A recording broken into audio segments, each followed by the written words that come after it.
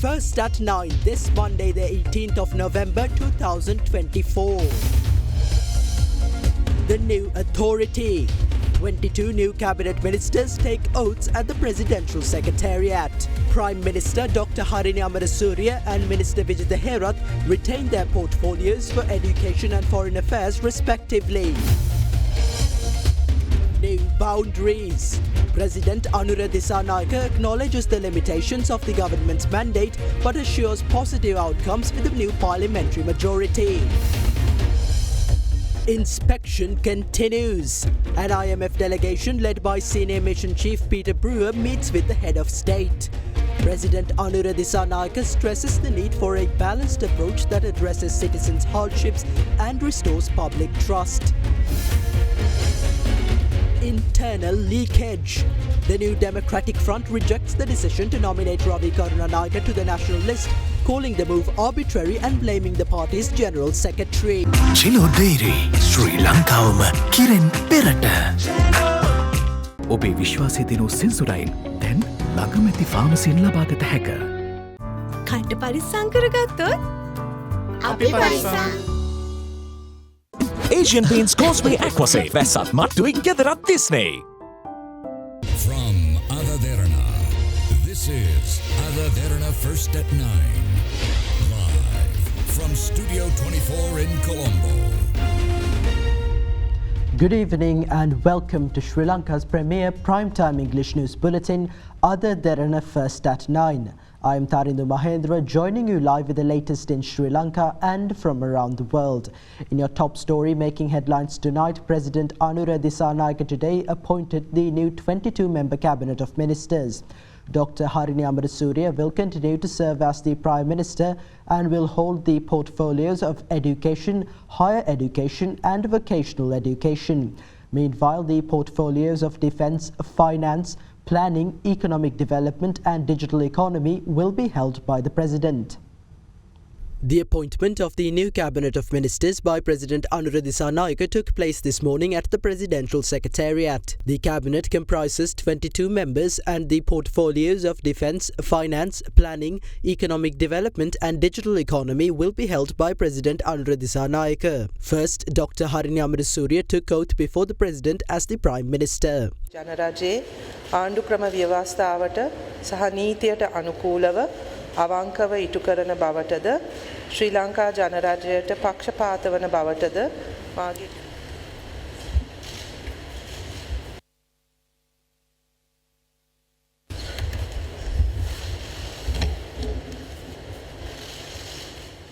Subsequently, President Dissanayake appointed the new Cabinet of Ministers. Prime Minister Dr. Amarasuriya will hold the portfolios of education, higher education and vocational education. Vijitha Herath was appointed as the Minister of Foreign Affairs, Foreign Employment and Tourism. Professor Chandana Aberatna will be the Minister of State Administration, Provincial Councils and Local Government. Professor Aberatna, who was elected to Parliament with the most preferential votes from the Puttalam district, is an academic at the University of Kelaniya. Harshana Nanayakara will be the Minister of Justice and National Integration.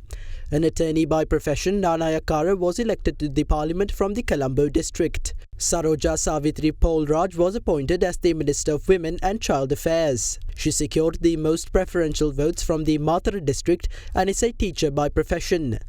The portfolios of agriculture, livestock, land and irrigation will be held by K.D. Lal Kantha. Meanwhile, Anura Karunatilaka will hold the portfolios of urban development, construction and housing. A senior lecturer in mathematics at the University of Kelaniya, Anura Karunatilaka was nominated to Parliament through the national list.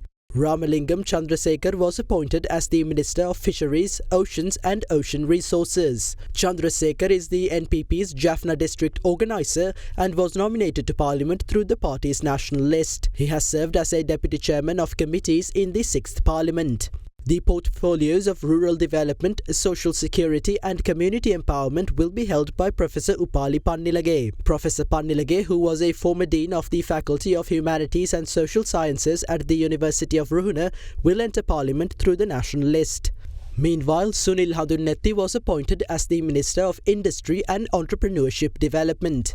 Meanwhile, Ananda Vijayapala will be the Minister of Public Security and Parliamentary Affairs. Vijayapala, who was elected to Parliament from the Kurunegala district, has served as President Disanayaka's private secretary. The portfolios of transport, highways, ports and civil aviation will be held by Bimal Ratnayaka. Meanwhile, Professor Hiniduma Sunil Senavi was appointed as the Minister of Buddha Sasana, Religious and Cultural Affairs. Professor Senavi is an author as well as an academic at the Sabaragamuwa University of Sri Lanka. Dr. Nalinda Jayatissa will be the Minister of Health and Mass Media. Meanwhile, the portfolios of plantation and community infrastructure will be held by Samantha Vidyaratna. Sunil Kumar Gamage was appointed as the Minister of Sports and Youth Affairs. Gamage, who was nominated to Parliament via the National List, is a chartered accountant and has served as a Deputy General Manager of the National Water Supply and Drainage Board. Meanwhile, Vasantha Samarasinghe was awarded the portfolios of Trade, Commerce, Food Security and Cooperative Development.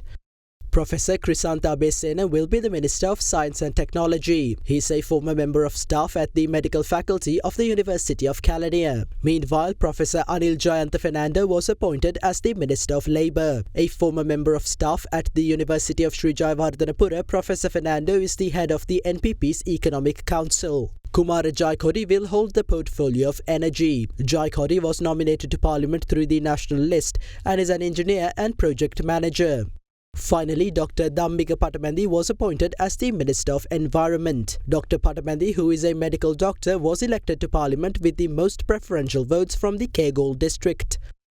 After receiving their appointments, the new cabinet of ministers took their oaths of office before President Anura Disanayaka. Following the ceremony, the newly appointed ministers addressed media. අපිට ලැබුණු ජනවරම තුලින් ජනතාව විශාල වෙනසක් බලාපොරොත්තු වෙන එක තමයි තහවුරු වෙන්නේ. අපි මත ලොකු විශ්වාසයක් තියලා තියෙනවා. ඉතින් ඒ විශ්වාසයත් එක්ක අපි වැඩ කරන වැඩේ දැන් පටන් ගන්නවා. සාමූහික වගකීමක් අපි ඉටු කරනවා. ඒ වගකීමට අදාළ දෙන ඕනම වගකීමක් ඉටු කරන්න සූදානම් වෙන්න වැඩ කරන්නේ. ජනතාව බලාපොරොත්තු වෙච්ච සියලු වගකීම් අපි ඉටු කරනවා. ජාතික ජනබලවේගයේ ආණ්ඩුවක් අපේ රටේ ජනතාවට බඩු මිල අඩු කරන්න අඩුවකින්තරව බඩු ගන්න පුළුවන් වෙළඳපළත් සහනදායී ලෙස ජීවත් වෙන්න පුළුවන් වටපිටාවකුත් සතුටින් ජීවත් වෙන්න පුළුවන් රටක් හදනවා. මම හිතන්නේ හොඳ කැබිනට් මණ්ඩලයක් පත් වුණා. රටේ ජනතාවට වග කියන්න පුළුවන්. රටේ ජනතාව බලාපොරොත්තු අරමුණු ඉෂ්ට කරන්න පුළුවන්. පොහොසත් රටක් ලස්සන ජීවිතයක් හදන්න පුළුවන්. දක්ෂ කැබිනට් මණ්ඩලයක් පත් වුණා කියන රටටම පිළිගන්න පුළුවන්.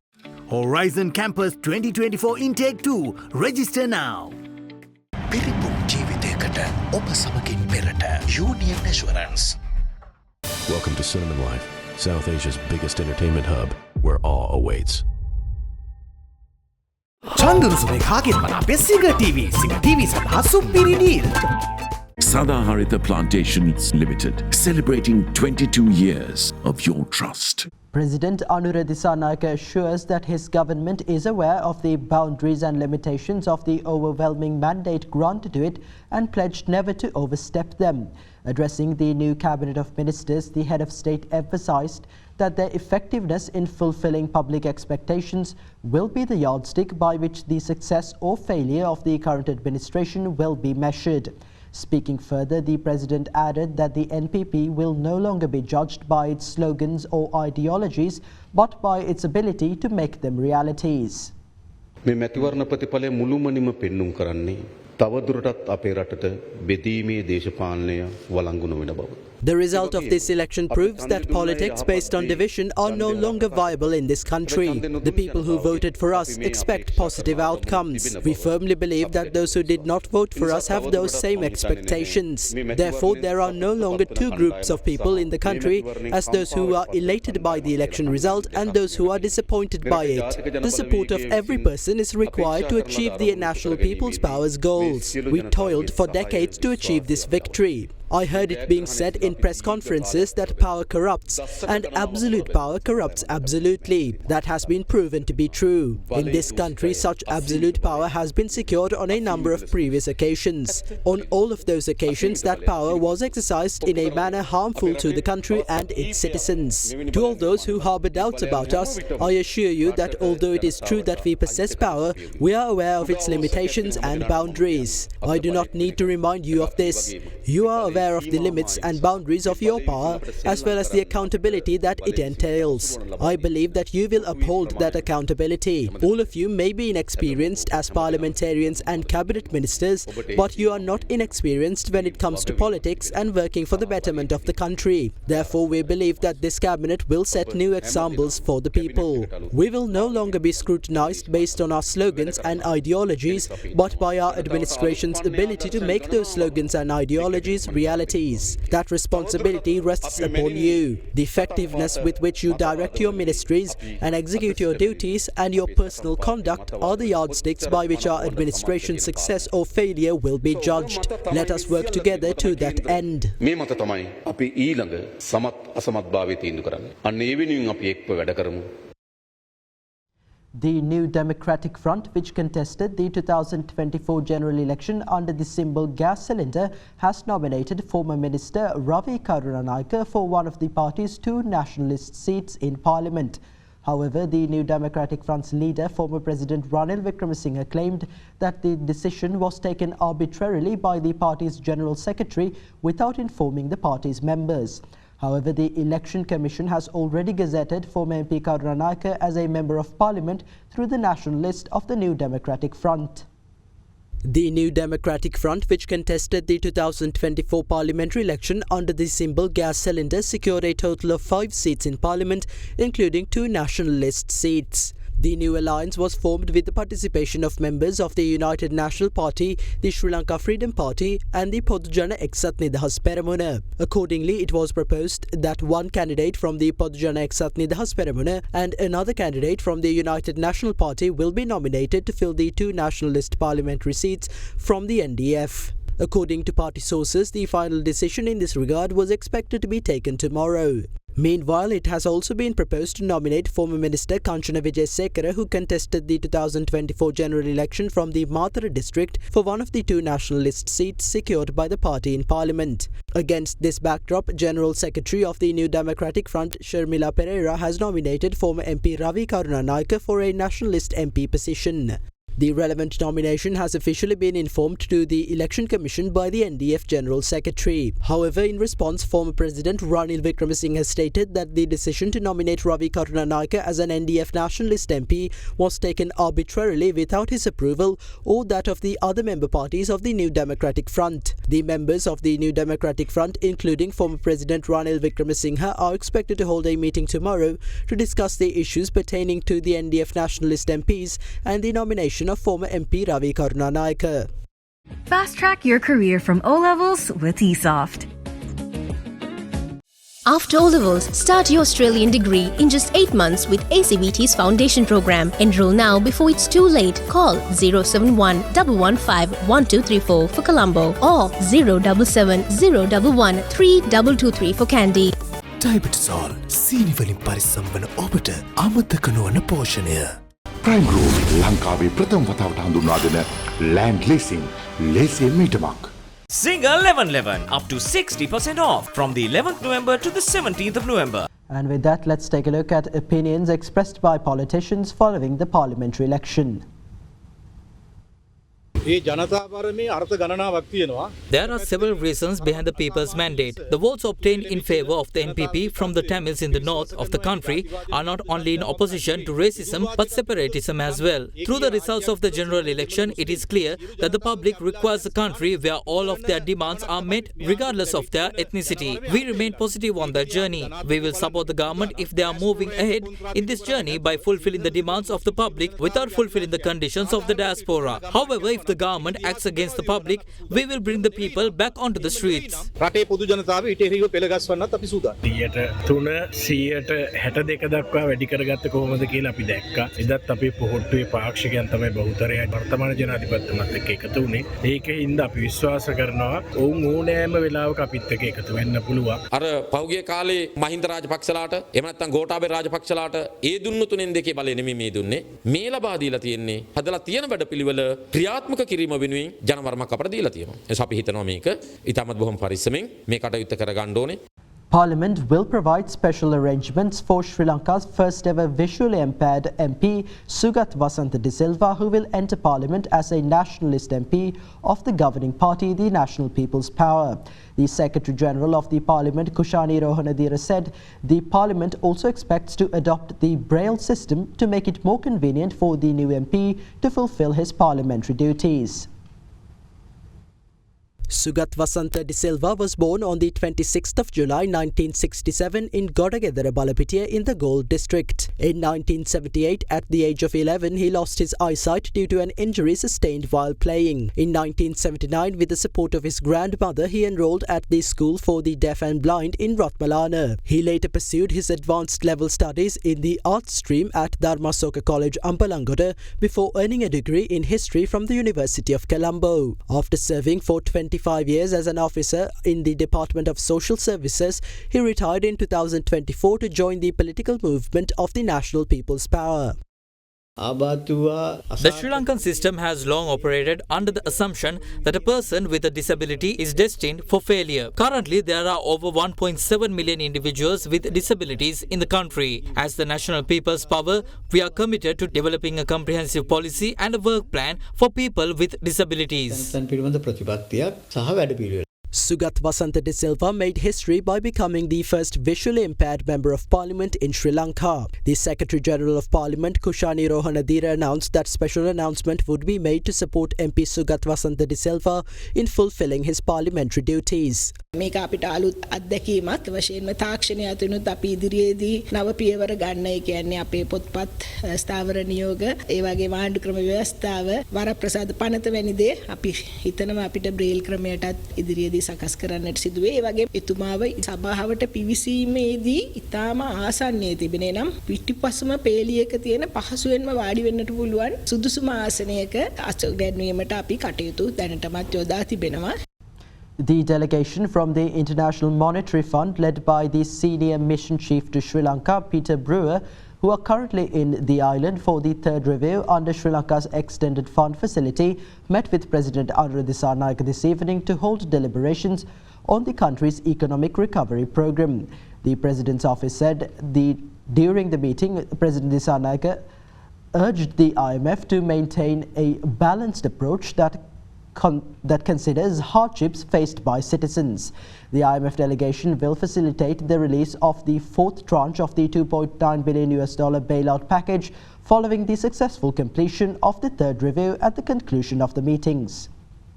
A delegation of the International Monetary Fund, led by the IMF's Senior Mission Chief for Sri Lanka, Peter Brewer, arrived on the island yesterday to conduct its third review under the country's Extended Fund Facility program. During the stay, the team will assess Sri Lanka's economic policies, the progress of ongoing reforms, and the implementation of previous agreements with the IMF. Against this backdrop, the IMF team met with former President Ranil Wickremesinghe today at his political office in Colombo.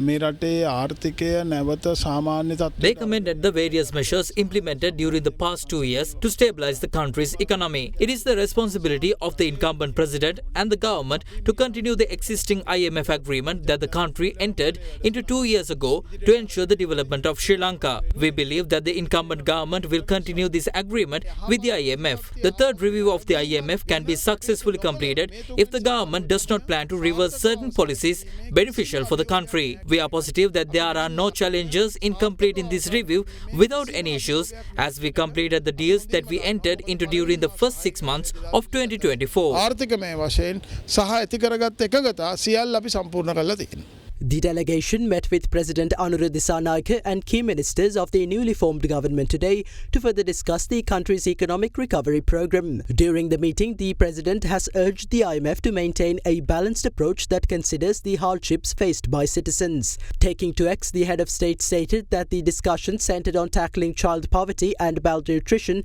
supporting the differently abled, and fighting corruption with stringent reforms. Meanwhile, the representatives of the IMF are also scheduled to meet with the officials of the Central Bank of Sri Lanka today. At the conclusion of the meetings, the IMF representatives will host a press conference to share the updates on the progress of the third review of Sri Lanka's economic reform program under the Extended Fund Facility. Upon successful completion of the review, the IMF is expected to release the next tranche of the $2.9 billion bailout package to Sri Lanka. Convener of the Consortium of South Asian think tanks, Dr. Nischal Pandey, noted that despite South Asia being a major provider of labour migrants globally, the region lacks a comprehensive framework to safeguard these workers. Speaking at a recent book launch, Dr. Pandey further emphasised that while regional collaboration exists, countries often compete with its neighbours, prioritising national interests over the welfare of migrants. During a panel discussion at the event, several experts also highlighted key challenges faced by labour migrants, including exploitation, abuse and the absence of safety nets upon their return to their home countries. The book on labour migrants from South Asia, Issues and Concerns, was officially launched recently. The book presents insights and policy recommendations derived from a pivotal regional seminar on labour migration issues in South Asia held earlier this year. The launch event was a collaborative effort by the Consortium of South Asian think tanks, the Political Dialogue Asia program of the Konrad Adenauer Stiftung and the Institute of National Security Studies under the Ministry of Defence.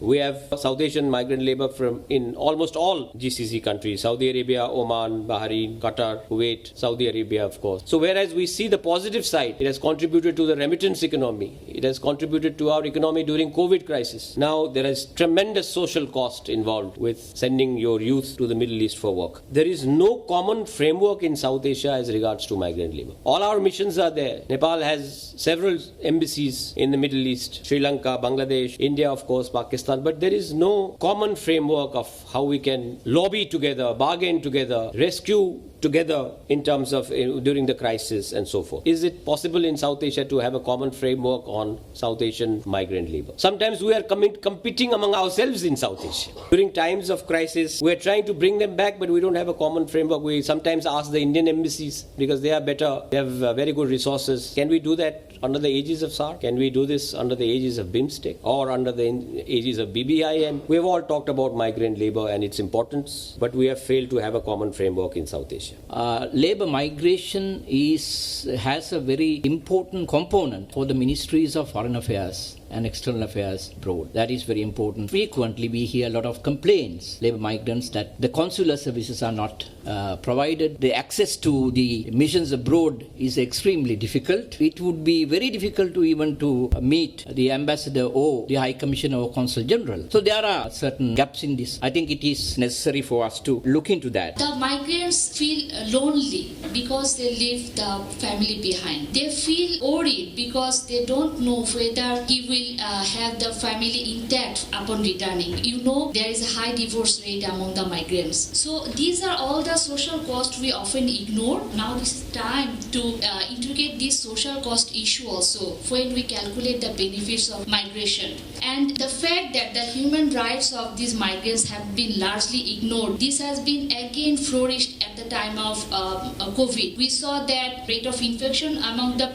population of main destination countries. You will see that it is mostly the migrants who have been affected. Developed countries also, migrants don't have equal access to healthcare. I mean, the access to healthcare depends on their migration status, whether they are illegal or not. 90% of female migrant workers, they work in the domestic service and they are totally out of the purview of the law. So there will be always conflict of interest from the developed countries' part to actually solve the issues of the labor migrants, to actually ensure the human rights of the labor migrants. So until that happens, I would like to stick on the regional process. We are raised to the bottom. So we have to stop this race to the bottom. We have to have a good cooperation among us that will not do anything which will undermine the rights of our labor migrants. So the international environment is unwelcoming to migrants. This I don't foresee changing.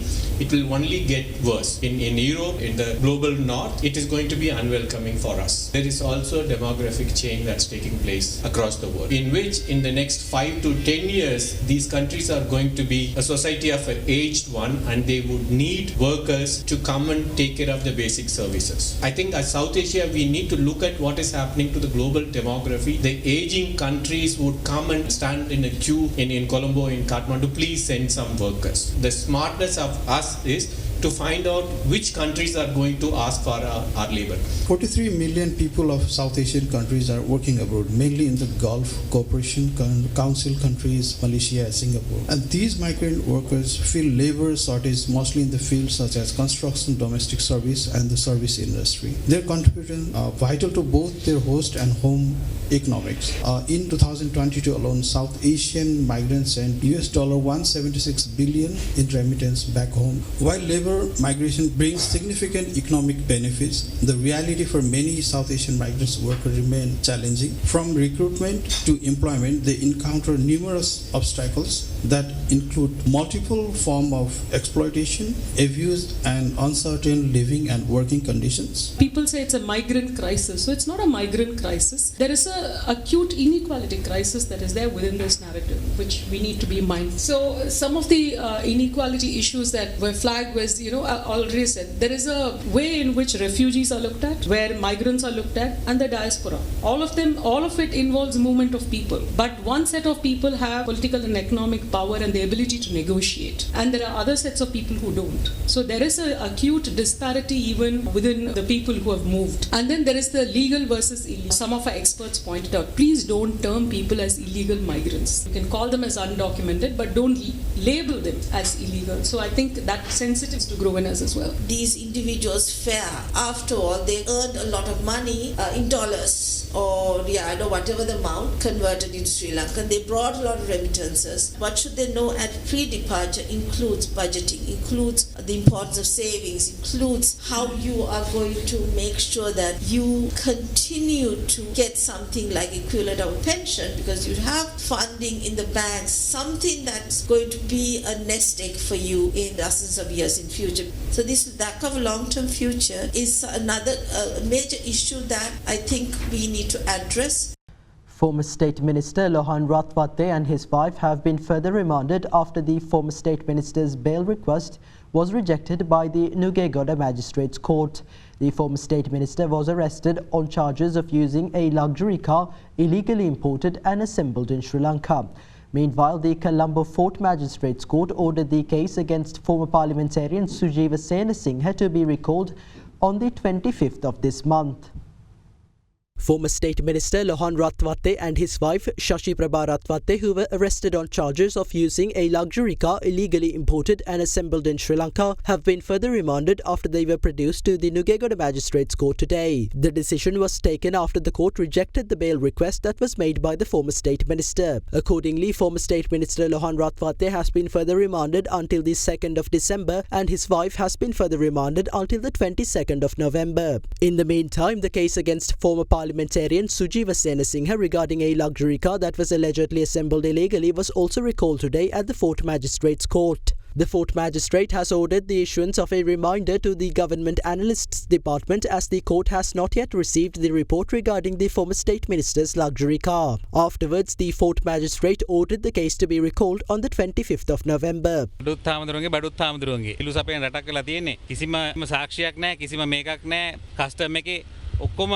ලීකල තියෙද්දිත් දවස් ගාණක් මඩගගා මේ රටේ ඉන්න පුළුවන්ද කියන එක ප්‍රශ්නයක් මිනිස්සුන්ට ඉස්සරහට. The Attorney General informed the Supreme Court today that the Office for Reparations has received a total of 311 million rupees in compensation for the victims of the Easter Sunday terror attacks. The Additional Solicitor General, appearing on behalf of the Attorney General, made this statement to the court when the fundamental rights petitions related to the Easter Sunday terror attacks were heard this morning. In response, the Supreme Court judge bench directed the Additional Solicitor General to submit a report on the disbursement process of the compensation to the victims by the next court date. The petitions were subsequently scheduled for a hearing on February 27, 2025.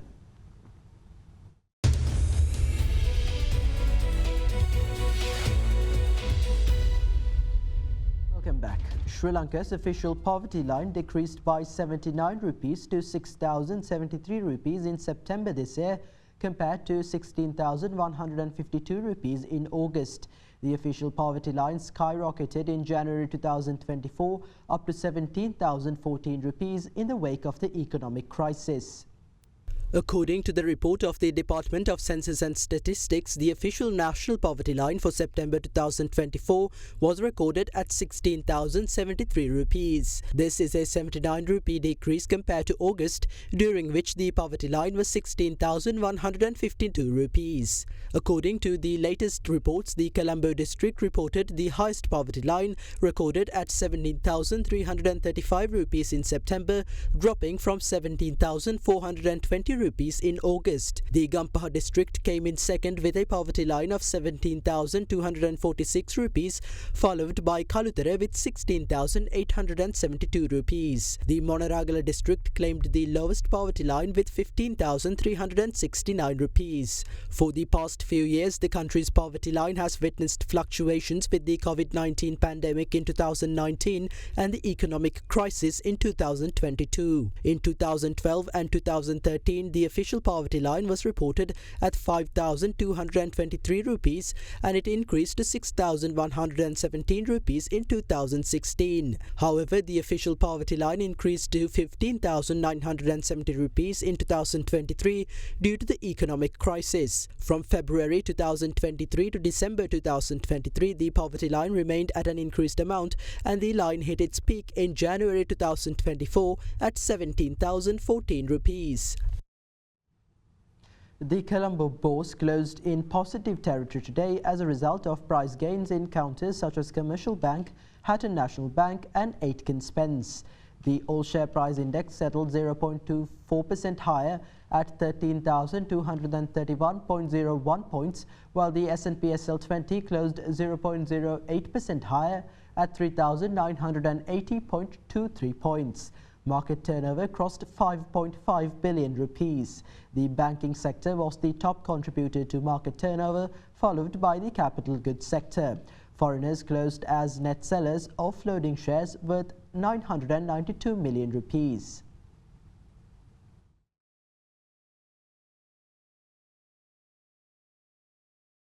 Analyst of Capital Alliance, Dinula Serasinghe joins us now with a few thoughts to round off our Markets in View segment for the week.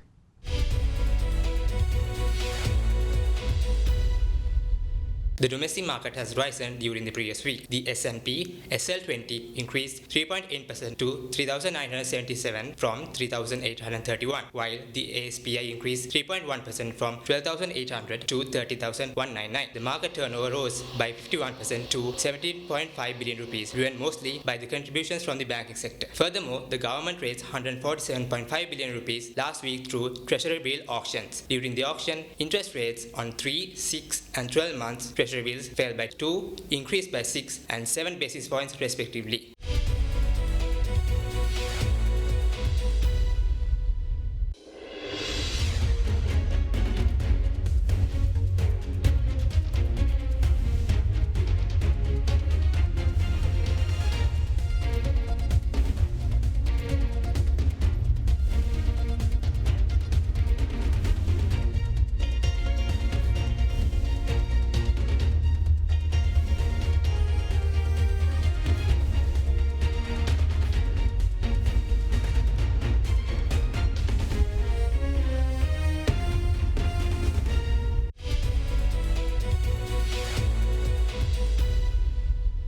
And now let's take a look at corporate news in brief.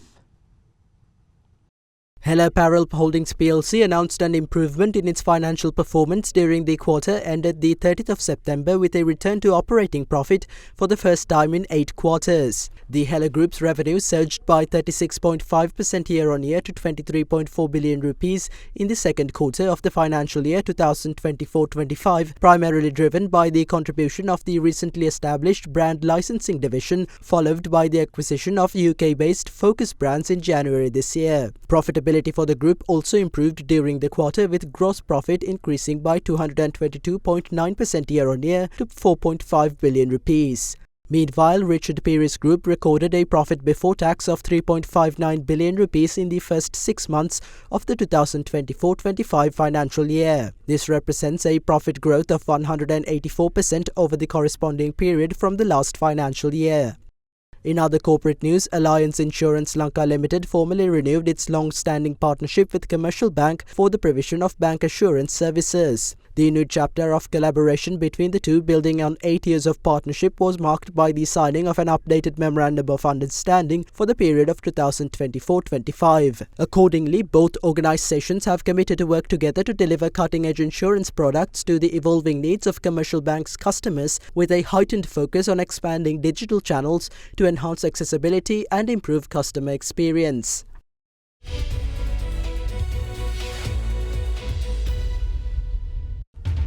And with that, we wrap up tonight's edition of First at 9. Thank you for joining and have a good night.